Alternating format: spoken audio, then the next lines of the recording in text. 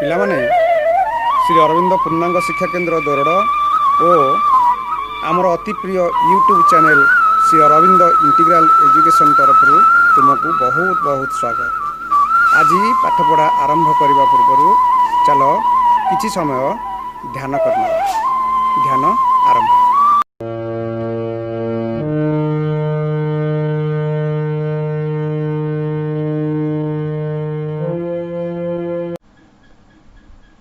वंदे मातरम पिलामाने आज आम पढ़ा हितोपदेश 2। कुछ दिन बाद राजा शेर सिंह का भाई उससे मिलने आया। किछि दिन परे राजा शेर सिंह रो भाई ताकू ता सहित देखा करने को आसिला। वह दूसरे वन में रहता था। से अन्य दूसरे माने होची कौन अन्य वन रे रहुथिला। शेर सिंह बहुत प्रसन्न हुआ और दोनों भाई देर तक बैठे बातें करते रहे। शेर सिंह का भाई की देखी कि भारी खुशी हो गला। प्रसन्न माने होची खुशी हो गला। और दोनों भाई आ दुई भाई बहुत समय पर्यंत बहुत देर तक बैठे बातें करते रहे। बहुत समय पर्यंत बसिकी कथबार्ता हेले।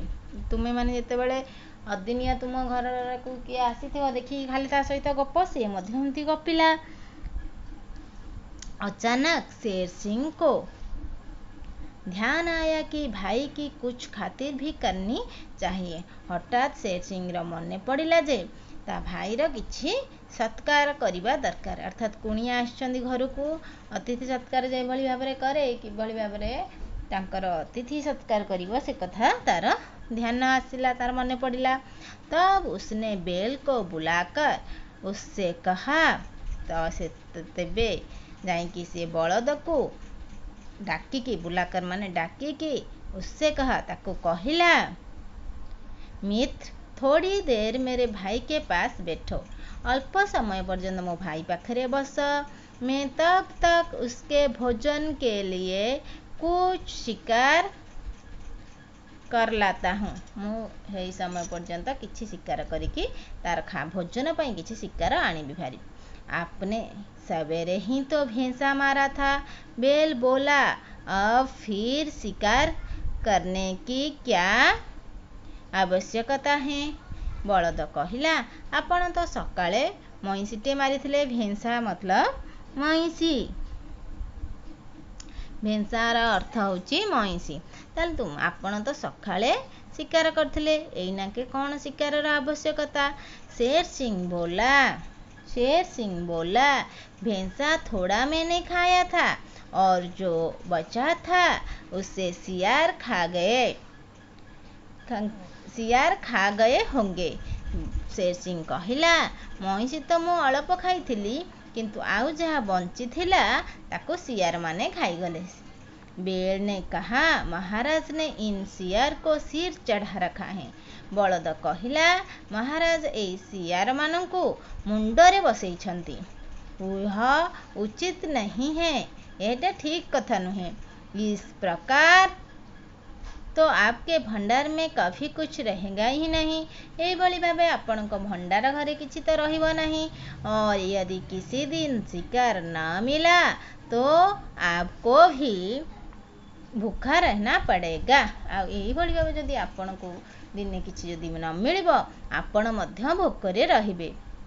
शेर सिंह के भाई ने कहा, आपके मित्र ठीक कह रहे हैं भाई साहब। शेर सिंह रो भाई कहला, आपणक सांग मित्र ठीक कहउछंती। भाई आपणक मित्र ठीक कहउछंती। राजा का भंडार कभी खाली नहीं रहना चाहिए। राजार भंडार कदापि खाली हुए नहीं। मेरी राय मानिए तो इन्हें ही भंडार का अध्यक्ष बना दीजिए। मो कथा मानिबो जदि आंकु तुम्हें भंडार रखिला वाला जे बुझाशुना करला वाला कर दियो, अध्यक्ष तांकु बनाई दियो। शेर सिंह ने अपने भाई की राय मान ली। शेर सिंह निजर भाई रा कथा मान नेला और बैल को अपने भंडार का अध्यक्ष बना दिया। आउ बलद को निज भंडार अध्यक्ष बनई नेले।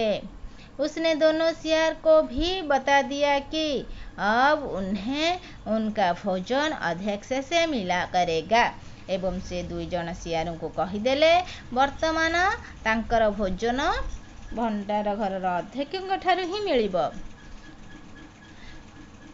उस दिन से सियार की मनमानी बंद हो गई।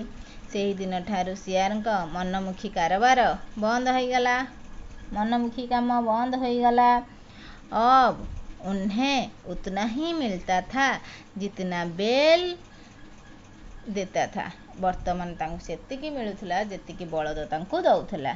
उससे उन दोनों का पेट तो भर जाता था, परंतु वे अपने साथी दूसरे सियार को कुछ नहीं दे पाते थे। ସେଥିରେ ତାଙ୍କର ପେଟ ପୁରି ଯାଉଥିଲା, ହେଲେ ସେ ତାଙ୍କର ସାଥୀ सियार को किसी दे पारू नथिले। इस कारण वे बैल से चिढ़े रहते थे। इस कारण से बलद को चिढ़ुଥିଲେ और चाहते थे कि किसी प्रकार उससे छुटकारा मिल जाए एवं से बलद को चिढ़ुଥିଲେ एवं कहूଥିଲେ ଯେ କେମିତି ପ୍ରକାରରେ ଏଇ ବଳଦ ଠାରୁ ତାଙ୍କୁ କ'ଣ ना मुक्ति मिल जाए। सोचते सोचते उसका उपाय भी उनकी समझ में आ गया। भाभी भाभी शेषरे तांको यार उपाय मध्य आसीगला। एक दिन जब शेर सिंह अकेला अपनी गुम्फा के द्वार पर बैठा था तो दमनक उसके पास गया। दिने जेतेबेले शेर सिंह ता गुम्फा पाखरे बसीथिला सेतेबेले दमनक ता पाखकू गला। ताले मुंह लटका कर सामने बैठ गया। उसे इस प्रकार देखकर शेर सिंह ने पूछा, क्या बात है दमनक, तुम उदास क्यों हो? पेट भर खाने को नहीं मिलता क्या? ताले से जेतेबेले मुंह लटकेकी बसी पड़िला ताकू देखिकी शेर सिंह ने पूछा। शेर सिंह पचारिला, क्या बात है दमनक, कौन कथा दमनक, तुम उदास क्यों हो? तुम्हें दुखित कहीं? पेट भर खाने को नहीं मिलता क्या? ताहले पेट भरिकी कौन खाइबाकू पेट पुरेकी खाइबाकू मिलू नहीं कि? दमनक बोला, मुझे महाराज के राज्य में कोई कमी नहीं है। दमनक कहिला, मोते महाराजंक राज्य रे किछि मो पई कम नहीं। फिर उदास क्यों हो? राजा ने फिर पूछा। ताहले उदास कहीं, दुखित कहीं? राजा पुणी थरे पचारिला। उदास अर्थ होची दुखित। दमनक बोला, एक बहुत बुरा समाचार है महाराज। दमनक कहिला, एक बहुत बुरा माने खराब, गोटे बहुत खराब खबर, समाचार खबर महाराज। जब से सुना है तभी से यह हाल हो गया। जेते बेले ठारू सुनिलिनी सेते बेले ठारू हाल माने अवस्था, एही भली अवस्था मोर हो जाइए। न खाना पीना सुहाता है, न सोना, न खाइबा पीबा रुचुछि, न सोइबा होउछि। महाराज को बताते हुए भी जेल भय लगता है। महाराज को कहिबा को मध्य भय लगुछि। शेर सिंह कहा, भय की कोई बात नहीं है। शेर सिंह कहिला, भयर कौनसी कथा नहीं। यह समाचार क्या है? वह समाचार क्या है? खबर कौन? मुझे बताओ, मते कुह। बात यह है महाराज, दमनक ने कहा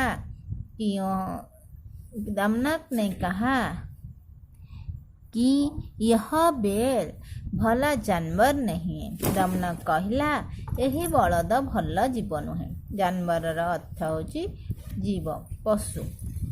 वह आपका आपका मित्र नहीं शत्रु है। से आपणको मित्र नुहे शत्रु। वो आपको मारकर आपका राज हथियाना चाहता है। हथियान माने अख्तियार। ताहले सीए आपण को मारिकी आपणको राज्य को अख्तियार करिया पई चाहुछंदी। शेर सिंह ने कहा, तुम मूर्ख हो दमनक, यह असंभव है। शेर सिंह कहला, तुम्हें मूर्ख दमनक तुम्हें मूर्ख अट। यह एक कथाटा संभव नुहे। बेल मेरा मित्र और मेहमान है। बलद मोर सांग आ मोर मेहमान माने कुणिया अतिथि। उससे यहाँ हर प्रकार का सुख है। ताकू एठारे सबु प्रकार सुख मिलुची, हर प्रकार की स्वतंत्रता है, सबु प्रकार स्वाधीनता मिलुची। वह कभी ऐसा सोच भी नहीं सकता, से केबे हेले एभली भाभी भी पारिबो नहीं। दमनक बोला, मैं इस समय सीधा उसी के पास से आ रहा हूँ महाराज। दमनक कहला, मु वर्तमान सीधा तास पाखरु आसुची महाराज। वह कह रहा है कि आज के बाद इस वन में एक ही राजा रहेगा। से कहिला, आज ठारू कौन ना बन रे गोटिए राजा रहिब, मुझे अब भी विश्वास नहीं हो रहा है। शेर सिंह ने कहा। शेर सिंह कहला, मते वर्तमान शुद्ध विश्वास ही नहीं। दमनक बोला, उसने स्वयं मुझसे ऐसा कहा। दमनक कहला, से स्वयं माने होची निजे निजे मते कहला, तभी तो मैं भागा भागा आपको सावधान करने आया हूँ। से तेणु मु तो दौड़ी दौड़ी भागा भागा दौड़ी दौड़ी मु आपन को सावधान करिया पई आसीछि। आप अभी विश्वास भले ना करे, आपण वर्तमान अभिमाने वर्तमान विश्वास भलरे न करंतु पछे पर विश्वास न करंतु, परंतु यदि वह गर्दन झुकाकर सिंह ताने हुए आता दिखाई दे तो समझ लीजिएगा कि मेरी बात सच है। यदि सीए कहले मो कथा तुम जदि एले विश्वास न करुछ नहीं, किंतु जदि गर्दन ओह गर्दन झुकार सिंह बेक को तल आड़कू करिकी सिंह ठिया करिकी जदि से देखाई देला ताल तुम्हें जानिब जे मो कथा सत्य। बेल इसी प्रकार आक्रमण करते हैं। बलद माने एही भली भाकरे आक्रमण करती। ताल तुम्हें माने देखिथिबो पिला माने बलद जेते बेले आक्रमण करे किभली भाबरे मुंड लटके कि सिंह ऊपर को टेकी कि आक्रमण करे। इस प्रकार सिंह के कान भरकर दमनक बेल के पास गया। एही भली भाबरे सिंह कान भरिकी अर्थात ता कान रे चुगली करिकी दमनक कौन कला, बलदर पाख को गला जो उस समय तालाब के किनार घास चर रहा था, जिए कि सही समय पोखरी कूल रे घास खाऊला। उससे मुंह लटकाए हुए देखकर बेल ने पूछा, ताकू तल को मुंह करिकी थिबार देखिकी बलद पचारला, क्यों दमनक आज इतने उदास की हो? दमनक कहीं आज तुम्हें इतने उदास? दमनक बोला, क्या बताऊँ भाई, बड़ा बुरा समाचार है।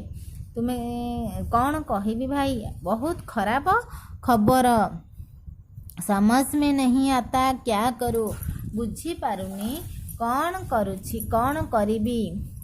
मुझसे दुष्टता नहीं देखी जाती, मते दुष्टामी कहार दुष्टता देखा जाए नहीं, भले ही वह स्वयं महाराज की हो, बरम सेटा कहीं महाराजंकर निज महाराजंकर कहीं न होए। तार दुष्टता दृष्टरू दुष्टता गोटे दुष्टता होची गोटे गुणवाचक संज्ञा। एठारे मैं अन्याय नहीं सहन कर सकता, मु अन्याय सही पारे नहीं, परंतु देख पिला माने एठी जेंति मित्रर गुणवाचक मित्रता सेमती दुष्टर दुष्टता, परंतु मैं उसे रोक भी नहीं सकता हूँ, यह को मध्य मु रोकी पारिबे नहीं, इसलिए यह वन छोड़ रहा हूँ। एइथिपाई मु वन छाड़ुछि। बेल ने कहा, कौन अन्याय कर रहा है? बलद कहला, किए अन्याय करुछि मुझे बताओ, मैं महाराज से कहकर उसे दंड दिलाऊंगा। मु महाराजन को कहे कि ताकू दंड देवी। तुम्हें वन छोड़कर जाने की आवश्यकता नहीं है, तुमको वन छाड़ी की जीवार आवश्यकता नहीं। दमनक बोला, अन्याय करने वाला स्वयं अपना राजा है भाई। दमनक कहला, अन्याय करिबा वाला आम निजर राजा अटंती, तुम दंड किसे दिलाओगे? तुम्हें दंड काहाकू दब? और वह मेरे साथ नहीं, तुम्हारे साथ अन्याय करने जा रहा है। आउ सीए दंड मो साथी नुहे, तुम साथी अन्याय करने को जाउछंती। तुम उसकी इतनी सेवा करते हो, फिर भी वह तुम्हारा प्राण लेने पर तुला है। ତୁମେ ତାଙ୍କର ଏତେ ସେବା କରୁଛ, ତଥାପି ସେ ତୁମର ପ୍ରାଣ ନେବାକୁ ଚାହୁଁଛନ୍ତି। ଓ ଆଜ ତୁମେ ମାର ଡାଲେଙ୍ଗା, ସିଏ ଆଜି ତୁମକୁ ମାରିଦେବେ। ବେଲ କେ କାନ ଖଡେ ହୁଏ, ତା କାନ ପୁରା ଠିଆ ହେଇଗଲା। କଥା ଯେମିତି ଦେଖିଥିବ ତୁମେ ମାନେ, ବଳଦ କେମିତି ଅନ୍ୟର ଶବ୍ଦ ଶୁଣିଲେ ପୁରା ପୁରି ଅନେଇକି କାନ ପୁରା ଠିଆ ଠିଆ ହେଇଯାଏ, ତାହେଲେ ତା କାନ ସବୁ ସେମିତି ଠିଆ ହେଇଗଲା। परंतु उसे विश्वास नहीं हो रहा है, किंतु ताकू विश्वास हैला नहीं। उसने पूछा, तुम्हें कैसे पता चला? से पचारला, तुमको केमिति जाना पड़िला? दमनक ने कहा, उसने स्वयं मुझे बताया। दमनक कहिला, से निजे मते कहिछंती और कहा, जाओ सब सियार को बुला लाओ, आज मैं जाओ सब सियार को बुला लाओ, आज मैं तुम लोगों की दावत करूँगा। दमनक कहिला जे मते से निजे कहिछंती, जा सबु सियार मानकू डाकिकी आनिबो, मु आज तुमर गोटे बड़ भोजी देवी। परंतु मैं कैसे को बुलाने नहीं गया, सीधा तुम्हारे पास आया हूँ। किंतु मु काहाको डाकिया पे गली नहीं, मु सीधा तुम पाखक आसी। मेरी राह मानो तो तुम भी वह वन छोड़कर भाग चलो, मोर राय यदि तुम्हें मानिब तुम्हें मध्य वन छाड़ी पड़ा। बेल ने सिर हिलाकर कहा, तुम बड़े धूर्त हो दमनक।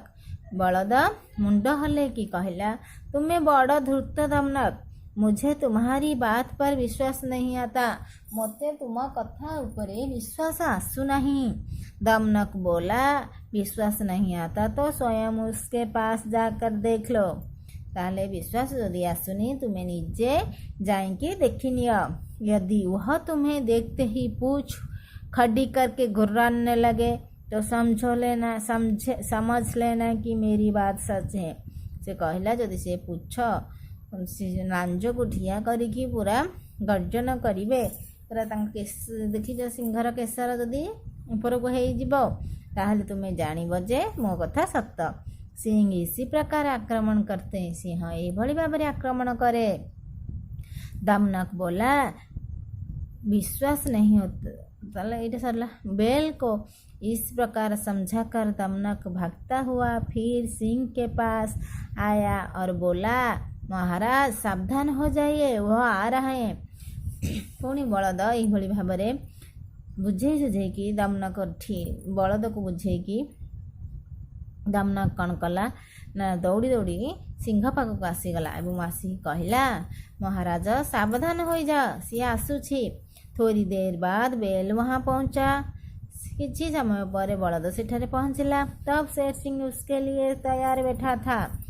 शेर सिंह से तैयार माने प्रस्तुत होइकी बसीथिला। बेल का देखते ही उसकी पूछ न तन गई और वह गुराया, ता पूछ ठिया गला एवं से गर्जन कला। ता सिंह सबू केसर सबू ठिया ठिया हो गला।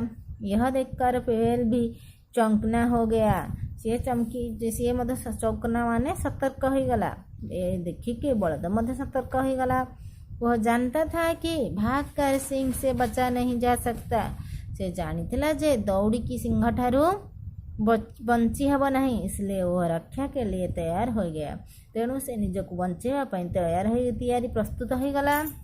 उसने गर्दन झुकाकर सिंह सामने कर लिया। से बेंक को तल को करके सिंह को आग को कर दिए। बलद जो भली भाव आक्रमण करे, परंतु तगड़ा से तगड़ा बेल भी सिंह की बराबरी नहीं कर सकता।